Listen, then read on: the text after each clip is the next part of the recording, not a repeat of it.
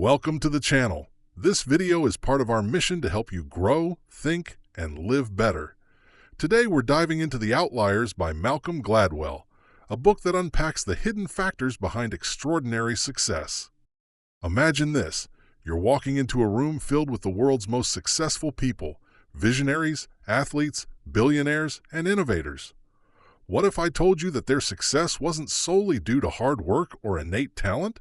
Would you keep watching to uncover the real story? If your answer is yes, then let's get started. The Outliers begins with a provocative idea. Success isn't just about individual effort. It's about the opportunities, circumstances, and even luck that align with your skills and determination.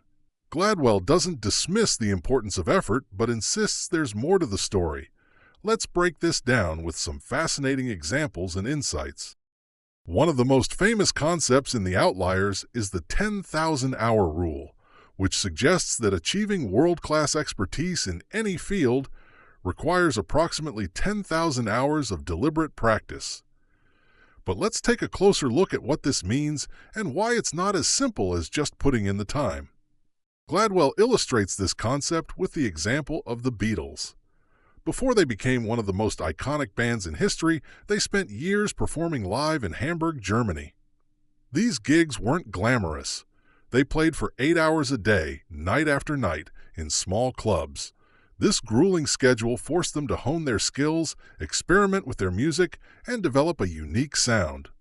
By the time they burst onto the global scene, they'd already logged well over 10,000 hours of practice. Think about how this applies to your own life. If you want to master a skill, you need to put in consistent, focused practice over time. But here's the catch. Not everyone has the chance to accumulate those hours. The Beatles' opportunity to play in Hamburg wasn't something every band had access to. They got this chance because of a fortunate connection. A club owner in Hamburg was looking for British bands to perform extended gigs, and the Beatles were recommended due to their willingness to take on demanding schedules. These long hours performing in a new and challenging environment allowed them to experiment, refine their craft, and ultimately accelerate their growth. Similarly, Bill Gates' story isn't just about his talent or interest in computers. His school, Lakeside, was one of the rare institutions in the 1960s to have a computer terminal, giving him early and frequent access to a resource that most students couldn't even dream of. This access wasn't random. It was the result of a lucky convergence of wealth, location, and forward-thinking educators. Gates was able to spend countless hours programming long before others had the chance. By the time the personal computer revolution began, he was already years ahead in expertise. These examples show how critical a combination of opportunity and readiness is for achieving mastery. The lesson here is twofold. First, mastery takes time and effort.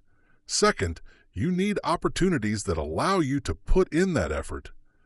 Without access to the right resources or environments, reaching that 10,000-hour milestone can be nearly impossible. But by actively seeking out these opportunities, whether it's internships, specialized programs, or mentorship, you can position yourself for success. Have you ever wondered why certain people seem to succeed at the perfect moment? It's not just luck. Gladwell argues that timing plays a crucial role in success. He uses the example of tech billionaires like Steve Jobs, Bill Gates, and Paul Allen, who were all born in the mid-1950s. This may seem like a random detail, but it's incredibly significant. In the 1970s, the personal computer revolution was just beginning. These individuals were young enough to embrace the new technology, but old enough to have the knowledge and skills to capitalize on it. If they had been born even a few years earlier or later, they might have missed this window of opportunity. Their success wasn't just about talent or hard work, it was also about being in the right place at the right time. To make this more relatable, consider how timing impacts your own life. Have you ever felt that an opportunity came too soon or too late? Timing can be a critical factor in success. For instance, being part of a growing industry at the start of its rise can give you a head start, much like those tech pioneers. Take the example of digital marketing. A decade ago, this field was still in its infancy. Those who entered the field early and built their skills are now leaders in the industry. Recognizing and acting on these moments is a skill in itself. While you can't control when certain trends emerge, staying informed and adaptable can help you seize these opportunities when they arise. Cultural legacy is another fascinating concept Gladwell explores in The Outliers. He argues that the values and norms we inherit from our cultures can profoundly influence our behavior and success. One striking example is the story of Korean Air. In the 1990s, Korean Air had one of the worst safety records in the aviation industry. Investigations revealed that cultural norms were a major factor. In Korean culture, there's a strong emphasis on hierarchy and respect for authority. While these values can be positive in some contexts, they created problems in the cockpit. Co-pilots were often reluctant to challenge captains, even when they noticed critical errors. This lack of communication led to tragic accidents. Once Korean Air recognized this issue, they implemented training programs to address it. They encouraged open communication and empowered all crew members to speak up, regardless of rank. The result? A dramatic improvement in safety. This story illustrates how deeply cultural legacies can impact success or failure. Think about how this might apply to your own life. Are there cultural norms or beliefs you've internalized that could be limiting you? For example, if you were raised in an environment where risk-taking was discouraged, you might struggle to step out of your comfort zone. Recognizing these patterns is the first step toward change. Gladwell also highlights the importance of community in achieving success. He tells the story of Roseto, a small town in Pennsylvania where residents had an astonishingly low rate of heart disease. Researchers were puzzled.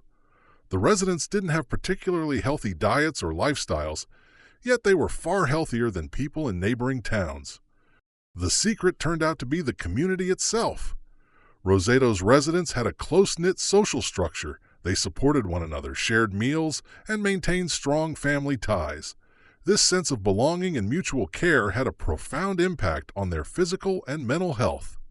Now, think about how this applies to your own success. Your relationships and support networks play a crucial role in your well-being and achievements. Surrounding yourself with positive influences can boost your motivation and resilience. At the same time, giving back to your community can create a virtuous cycle where everyone thrives. For example, many successful entrepreneurs credit their growth to mastermind groups, small communities of like-minded individuals who share advice, encouragement, and accountability. Building or joining such a group can be transformative for your personal and professional growth. At its core, The Outliers challenges the idea of the self-made person.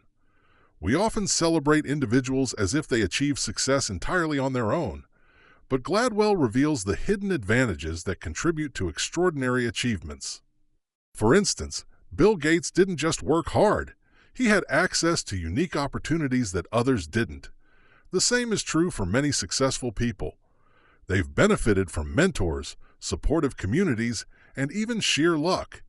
Recognizing this doesn't diminish their accomplishments, but rather provides a more accurate picture of what it takes to succeed. This perspective is also empowering. It reminds us that success isn't just about individual talent. It's about creating environments where people can thrive. As you pursue your own goals, think about how you can create opportunities for others, whether it's mentoring someone, sharing resources, or building a supportive community. Small actions can have a big impact. So, how can you apply the lessons of The Outliers to your own journey? Here are 3 actionable steps. 1. Seek out opportunities for practice. Identify a skill or area where you want to excel and create a structured plan to accumulate deliberate practice. For example, if you're aiming to become a better writer, commit to writing daily and seek feedback from peers or mentors. 2. Be mindful of timing. Pay attention to trends and shifts in your industry or field. Position yourself to take advantage of emerging opportunities and don't be afraid to pivot when the time is right. For example, if you notice a growing demand for a particular skill, invest in learning it before the market becomes saturated. 3. Leverage your community. Build a network of like-minded individuals who can support and inspire you. join groups, attend events, and foster genuine connections. Success is rarely a solo journey, and a strong community can make all the difference. The Outliers isn't just a book about success, it's a lens through which we can better understand the complex interplay of effort, opportunity, and context. It's a reminder that success is never a straight line and that our circumstances, culture, and communities all play a role in shaping our journeys. As you reflect on the lessons from this book, ask yourself, what advantages or opportunities might you be overlooking? How can you create an environment where success becomes inevitable for you and those around you? And remember, success is a mix of effort, timing, and the right opportunities. Thank you for watching. We provide complete and concise summaries of impactful books to save you time and help you effectively grasp their key insights.